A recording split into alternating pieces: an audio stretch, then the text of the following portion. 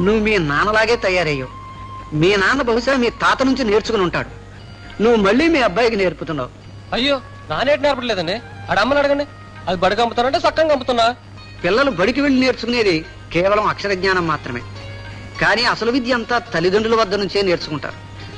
వాళ్ళు తాగినా, అబద్ధాలు చెప్పినా, మోసాలు చేసినా, నిజాయితీగా బతికినా, నిజం చెప్పినా తల్లిదండ్రుల ప్రవర్తన మీదే ఆధారపడి ఉంటుంది. పెద్దవుతూ బయట ప్రపంచంలో అడుగు పెట్టిన తర్వాత ఇక్కడ నేర్చుకున్న దాన్నే ప్రపంచం అనే విశ్వవిద్యాలయంలో బ్రతుకు తెరువుకై పెద్ద ఎత్తున మెరుగులు దిద్దుకుంటారు. అంటే నువ్వు అబద్ధం చెప్పు అని నువ్వు నీ నోటితో వాడికి చెప్పక్కర్లేదు.